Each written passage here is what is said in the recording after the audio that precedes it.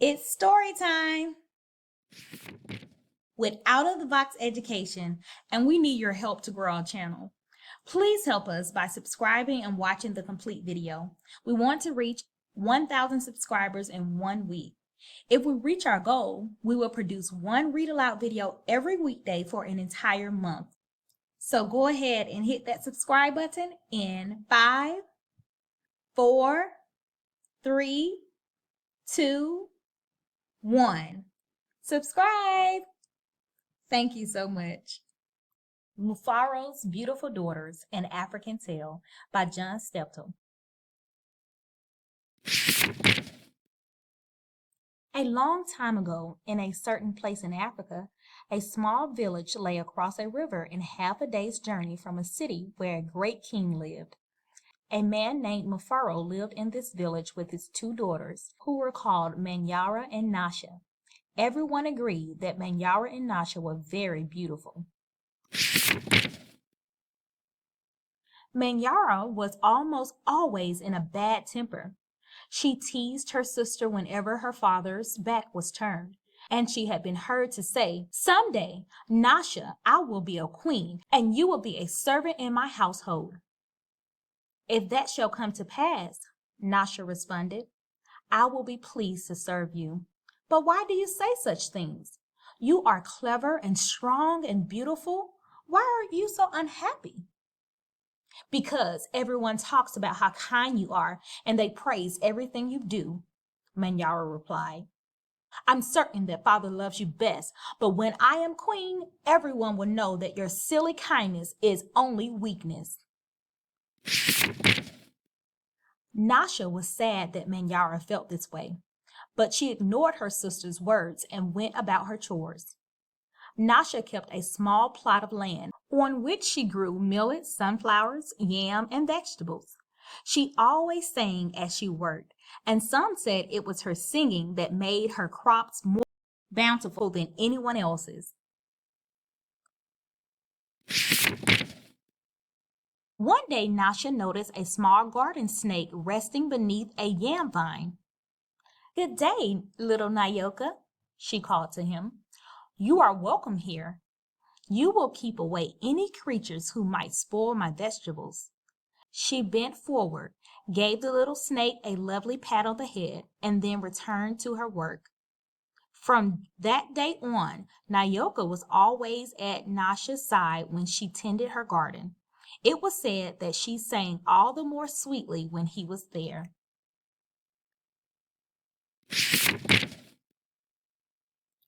Mufaro knew nothing of how Manyara treated Nasha. Nasha was too considerate of her father's feelings to complain, and Manyara was always careful to behave herself when Mufaro was around. Early one morning, a messenger from the city arrived. The great king wanted a wife. The most worthy and beautiful daughters in the land were invited to appear before the king, and he will choose one to become queen. The messenger proclaimed. Mufaro called Manyara and Nasha to him. "It would be a great honor to have one of you chosen," he said. "Prepare yourselves to journey to the city. I will call together all our friends to make a wedding party. We will leave tomorrow as the sun rises." "But my father," Manyara said sweetly, "it would be painful for either of us to leave you, even to be a wife to the king. I know Nasha would grieve to death if she were parted from you. I am strong. Send me to the city, and let poor Nasha be happy here with you." Mufaro beamed with pride. "The king has asked for the most worthy and the most beautiful.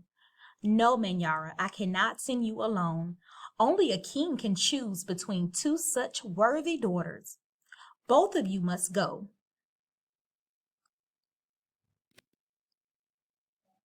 That night, when everyone was asleep, Manyara stole quietly out of the village. She had never been in the forest at night before, and she was frightened. But her greed to be the first to appear before the king drove her on. In her hurry, she almost stumbled over a small boy who suddenly appeared standing in the path. "Please," said the boy, "I'm hungry. Will you give me something to eat? I have brought only enough for myself, Manyara replied. But please, said the boy, I am so very hungry. Out of my way, boy. Tomorrow I will be your queen. How dare you stand in my path?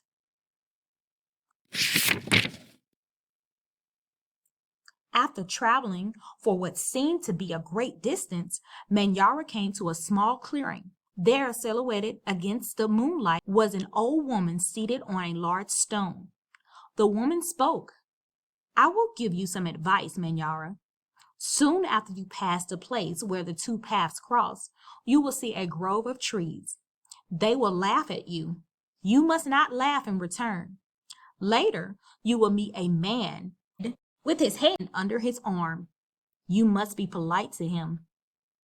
How do you know my name? How dare you advise your future queen? Stand aside, you ugly old woman. Manyara scolded and then rushed on her way without looking back. Just as the old woman had foretold, Manyara came to a grove of trees, and they did indeed seem to be laughing at her. I must be calm, Manyara thought. I will not be frightened. She looked up at the trees and laughed out loud. I laugh at you, trees, she shouted, and she hurried on. It was not yet dawn when Manyara heard the sound of rushing water. The river must be up ahead, she thought.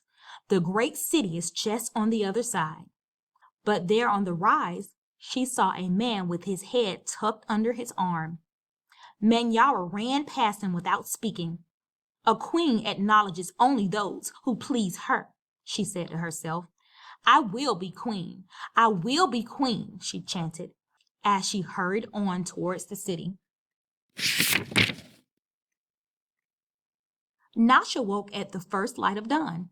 As she put on her finest garments, she thought how her life might be changed forever beyond this day. I'd much prefer to live here, she admitted to herself. I'd hate to leave this village, never see my father or sing to little Nyoka again. Her thoughts were interrupted by loud shouts and commotion from the wedding party assembled outside. Manyara is missing! Everyone bustled about, searching and calling for her. When they found her footprints on the path that led to the city, they decided to go on as planned. As the wedding party moved through the forest, brightly plumed birds darted about the cool green shadows beneath the trees. Though anxious about her sister, Nasha was soon filled with excitement about all there was to see. They were deep in the forest when she saw the small boy standing by the side of the path. You must be hungry, she said. You must be hungry, she said, and handed him a yam she had brought for her lunch. The boy smiled and disappeared as quickly as he had come. Later, as they were approaching the place where the two paths crossed, the old woman appeared and silently pointed the way to the city. Nasha thanked her and gave her a small pouch filled with sunflower seeds. The sun was high in the sky when the party came to the grove of towering trees. Their upmost branches seemed to bow down to Nasha as she passed beneath them. At last, someone announced they were near their destination. Nasha ran ahead and topped the rise before others. Nasha ran ahead and topped the rise before others could catch up with her.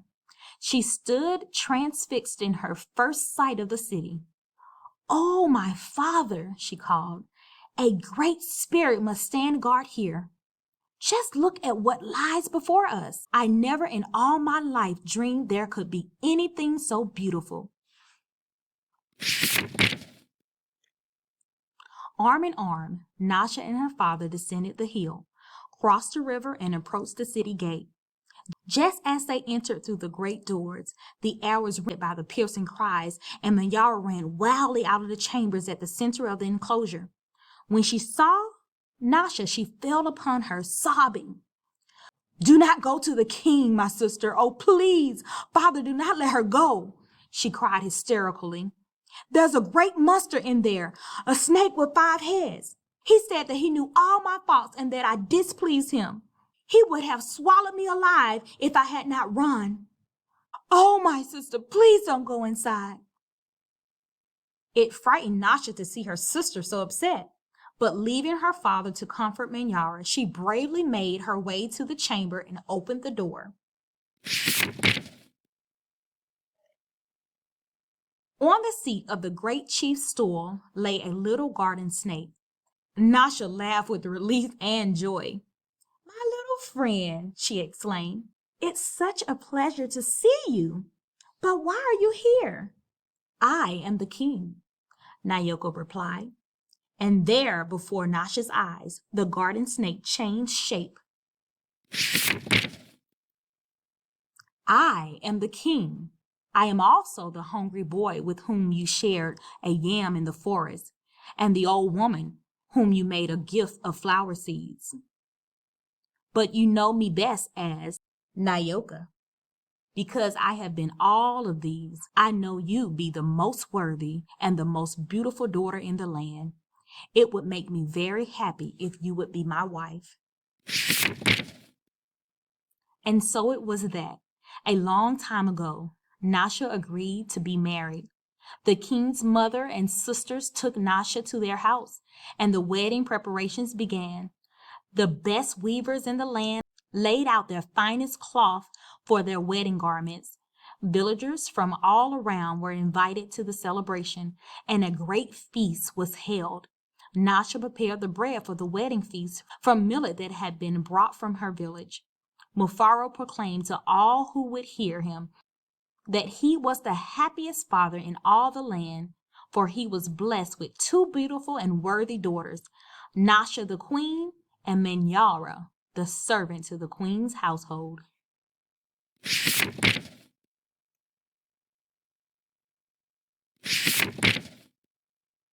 And that's Mufaro's beautiful daughters in African tale. I hope you have enjoyed story time with Out of the Box Education. Don't forget to like and subscribe.